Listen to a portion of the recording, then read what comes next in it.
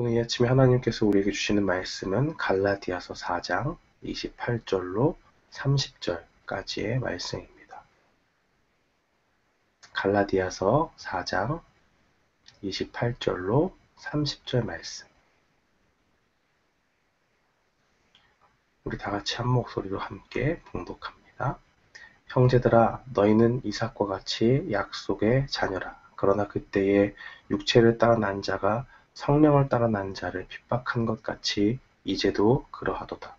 그러나 성경이 무엇을 말하느뇨? 계집종과 그 아들을 내어 쫓으라. 계집종의 아들이 자유하는 여자의 아들로 더불어 유업을 얻지 못하리라 하였느니라. 아멘. 저는 오늘 본문 말씀 갈라디아서 4장 28절로 30절 말씀을 통해서 약속의 자녀로 살라라는 제목으로 주의 말씀을 선포하겠습니다. 이 21절로 31절까지의 말씀은 21절의 말씀대로 사도 바울이 율법 아래 있고자 하는 자들에게 전하는 메시지입니다. 갈라디아 교인들에게는 율법으로 구원받을 수 있다고 하는 그런 잘못된 유혹에 빠진 사람들이 있었습니다. 오늘날의 현실 속에서 살펴보면 특정한 규칙을 잘 지켜서 어떤 신념을 지켜서 하나님께 스스로 구원을 획득하는 사람처럼 그렇게 생각하는 사람들을 이야기하는 것으로 볼 수도 있습니다. 사도 바울은 율법 아래 있는 사람들에게 율법의 종으로 살면 율법이 너희를 정죄하는 것을 깨닫게 될 것이다 라고 그렇게 말합니다. 율법대로 이렇게 생각하는 사람이 있으면, 율법으로 구원을 획득할 수 있다고 생각하는 사람이 있으면 어디 한번 그렇게 살아보라는 것입니다. 그렇게 하다 보면 오직 깨달을 수 있는 결론이 무엇이냐? 철저한 실패를 맛볼 것이라고 말합니다. 율법을 지키는 것에 실패함으로써 율법은 오직 우리 안에 있는 죄를 정죄하고 있다는 것을 결국에는 깨닫게 될 수밖에 없다라고 그렇게 사도 바울이 이야기하는 것입니다. 교회 안에서도 이러한 모습은 충분히 나타날 수가 있습니다. 그리스도인들 중에서도 자꾸 복음을 율법으로 바꾸는 사람들이 있습니다. 어떤 사람들이냐? 꼭 율법이 아니라도 그들 자신이 정한 철칙, 어떠한 신념, 이런 것에 의해서 교회가 유지되고 지속되어져 나가야 한다는 것으로 생각하는 사람들이 그렇습니다. 그들은 마치 그것을 지켜서 구원이라도 얻을 수 있듯이 그것에 목을 매고 교회의 결정이 자신의 신념이나 철칙을 침해하면 교회를 떠나거나 분열을 조장하기도 합니다. 이런 사람들은 율법에 매여 있는 유대주의자들과 다를 바가 없는 것입니다. 이런 사람들 중에는 갈라디아 이런 미혹에 빠져 있는 사람들 이런 미혹에 빠져 있는 사람들과 같은 사람들을 향해서 사도 바울은 28절에 형제들아, 너희는 이삭과 같이 약속의 자녀라 그렇게 선포합니다. 29절 말씀에 보니까 육체로 난 자와 성령으로 난 자를 구분합니다. 그러나 그때에 육체를 따라 난 자가 성령을 따라 난 자를 핍박한 것 같이 이제도 그러하도다. 이삭과 같은 약속의 자녀를 또한 어떻게 표현하느냐? 31절 말씀에 보면 성령으로 난 자로 표현합니다. 그런즉 형제들아, 우리는 계집종의 자녀가 아니요 자유하는 여자의 자녀니라. 자유하는 여자의 자녀라고 그렇게 31절에 표현하고 있습니다. 이 약속의 자녀라고 하는 것은 무엇이냐? 유대인들은 자신들이 아브라함의 혈통이라는 사실을 자랑했습니다. 그것도 굉장히 자랑스럽게 생각했지요. 왜냐하면 하나님이 아브라함에게 맺은 언약, 하늘의 별과 같이 많아지리라는 그 약속을 받은 자들이 바로 유대인이다라고 하는 것입니다. 하나님의 선택받은 족속들은 자신들, 오직 유대인들 뿐이다 라고 생각한 것이죠. 그러나 이런 생각은 잘못된 것이었습니다. 마태복음 3장 9절의 말씀에 보면 세례 요한은 유대인들의 이러한 잘못된 생각을 꾸짖고 있습니다. 속으로 아브라함이 우리 조상이라고 생각하지 말라. 내가 너에게 이르노니 하나님이 능히 이 돌들로도 아브라함의 자손이 되게 하시리라. 유대인들은 약속의 자녀, 이삭에 대해서 바로 이해하지 못했습니다. 그들은 단순히 혈통적으로 자신들이 아브라함의 후손이므로 하나님이 아브라함에게 주신 그 약속을 받아 누린다고 생각했습니다. 사도 바울이 말하고 싶었던 것은 육체적인 혈통으로 아브라함의 자손이 되는 것은 참 복된 일이지만 그것이 중요한 것이 아니라는 겁니다. 그럼 무엇이 중요하냐? 오히려 성령으로 난 자, 즉 영적인 아브라함의 자손이 되는 것이 중요하다라고 그렇게 선포합니다. 갈라디아서 3장 28절로 29절 말씀은 이렇게 증거합니다. 너희는 유대인이나 헬라인이나 종이나 자주자나 남자나 여자 없이 다 그리스도 예수 안에서 하나이니라. 너희가 그리스도께 속한 자면 곧 아브라함의 자손이요 약속대로 유업을 이을 자니라.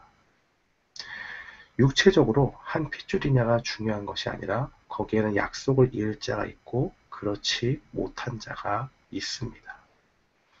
이스마엘과 이삭은 둘 다 아브라함의 아들입니다. 그러나 두 가지 큰 차이가 있습니다. 첫 번째는 무엇이냐? 이스마엘은 자유가 없는 사라의 여종 하갈에게서 난 자녀입니다. 하가라고도 그렇게 표현이 되어 있죠. 그러나 이삭은 무엇입니까? 자유인인 여자, 바로 사라의 자녀입니다. 그러므로 이스마엘은 종으로 태어났지만 이삭은 그 자체가 자유인으로 태어난 것입니다. 두 번째 다른 점은 무엇이냐? 이들은 서로 다른 식으로 태어났습니다. 이스마엘은 자연적인 과정에서 육체에 따라 잉태가 되고 출생하였지만은 이삭은 이러한 자연적인 과정이 없었던 건 아니지만 사라가 생물학적으로 임신할 수 없는 중에 잉태되고 출생하였습니다.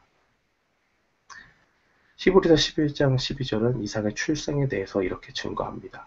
믿음으로 사라 자신도 나이 늙어 단산하였으나 잉태하는 힘을 얻었으니 이는 약속하신 이를 미쁘신 줄 알미라.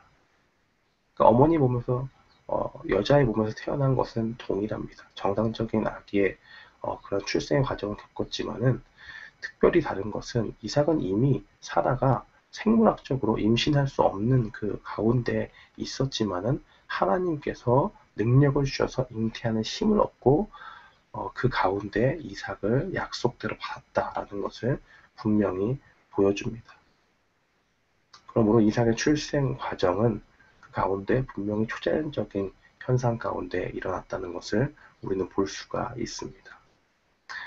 우리는 누구입니까? 옛 언약, 즉 율법을 지킴으로 구원의 자격을 획득한 하나님의 자녀가 아니라 새 언약, 하나님의 은혜로 구원을 받고 그것을 믿는 믿음 가운데 자녀가 된 약속의 자녀들입니다. 그렇다면 우리가 약속의 자녀로 산다는 것은 무엇입니까? 첫 번째는 이삭과 동등한 대접을 받는다는 사실을 기억해야 합니다. 29절 말씀에 보면 그러나 그때 육체를 따라 난 자가 성령을 따라 난 자를 핍박한 것 같이 이제도 그러하도다. 창세기 21장 9절은 이렇게 증거합니다. 사라가 본즉 아브라함의 아들 애굽 여인 하갈의 소생이 이삭을 희롱하는지라. 이스마엘이 이삭을 희롱하는 이유나 자세한 정황은 알 길이 없습니다. 그러나 이스마엘에게 이삭은 무엇이냐? 그저 비웃음과 조소의 대상이었다는 것은 분명합니다. 우리가 동성애를 반대한다고 하면 존중보다는 많은 사람들이 우리를 어떻게 생각할까요? 편협하고 배타적인 구시대적인 사람으로 비웃을 수 있습니다. 아직도 그런 생각을 하느냐? 세상이 어떤 세상인데 속 좁은 사람, 시대에 뒤처진 사람으로 또 굉장히 생각하는 것이 좁은 사람으로 포용력이 없는 사람으로 생각하고 우리를 비웃을 수 있습니다. 슬픈 일이지만은 교회 안에서도 이런 일들이 일어납니다. 그리스도인들에 대한 핍박은 언제나 우리와 관계없는 낯선 세상 사람들이 아니라 우리 주변에 가까운 사람들 속에서도 일어날 수 있습니다. 우리가 경건하게 살고자 하면 그것은 좀 지나친 믿음 아니냐. 너무 미치지는 마. 예수님 믿는 거 좋은데 나도 예수님 믿는데 그건 좀 너무 미친 것 같아. 그렇게 광신할 정도의 신앙을 갖는 것은 하나님께서도 기뻐하지 않는다. 라는 그러한 궤변을 들어놓기도 하는 사람이 교회 안에 있을 수도 있습니다. 또한 교회가 지켜야 될 기본적인 진리를 떠나서 그것을 왜곡시키는 경우도 있습니다. 연합감리교회 UMC 교단에서는 감독 한 사람이 여성 동성애자로 선출되었습니다. 얼마 전에 일어난 일입니다. 지난주에 일어난 일인데 그 감독의 자리를 이전에 감당했던 그 은퇴한 사람들이 그것을 굉장히 환영하고 우리 교단이 굉장히 넓게 나아가는 포용력을 가지고 나아가는 것에 기뻐한다라고 그렇게 고백하는 모습도 볼 수가 있습니다. 참 이것이 안타까운 일이지만은 하나님의 교회 안에서 일어나고 있는 일인 것입니다. 우리가 경건하게 살고자 하면 주변에 또 경건에 힘쓰지 않는 자들은 우리를 비웃을 수 있습니다. 경건에 게으른 사람은 기도 시간이 길어지는 것에 불평합니다. 피곤하고 힘들고 지친다고 말합니다.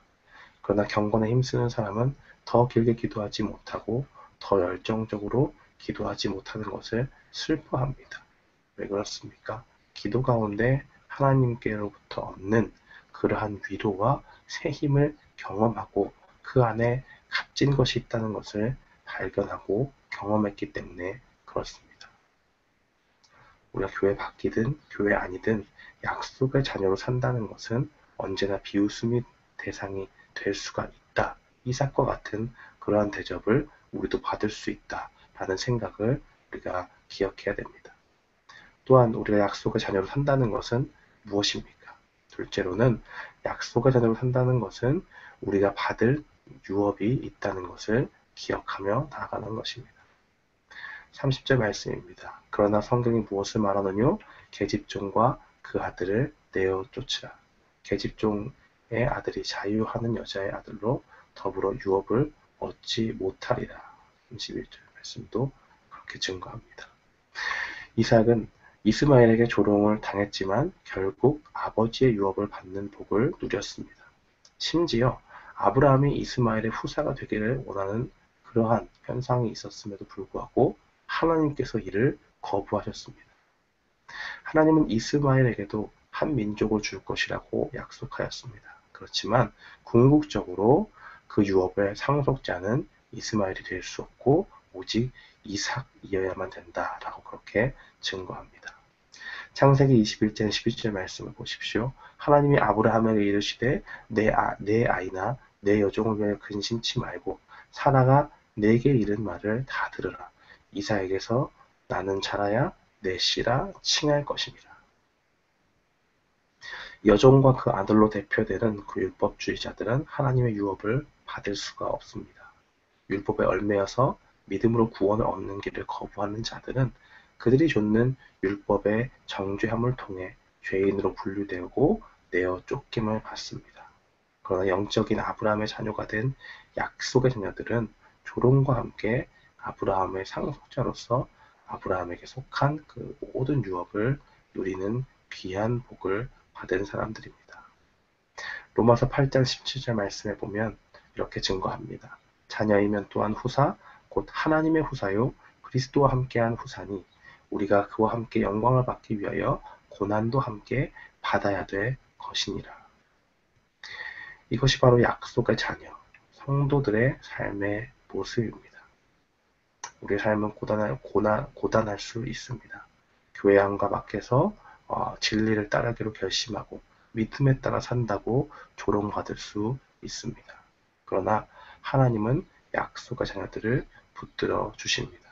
하나님의 은혜로 구원해 주시고 그들의 삶을 세밀히 인도해 주시는 것입니다. 사랑하는 성도 여러분, 약속의 자녀로 사는 것은 세상에서 환난을 당할 각오를 하고 교회 아니든 밖이든 그러한 비웃음과 조롱거리가 된다는 것을 두려워하지 않는 것입니다.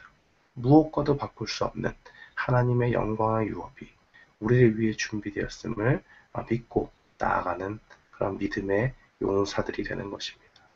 오늘 이 말씀을 기억하면서 저와 여러분이 세상 가운데 믿음 지키고 믿음의 용사로 굳건히 서는 저와 여러분이 되기를 주님의 이름으로 축원합니다.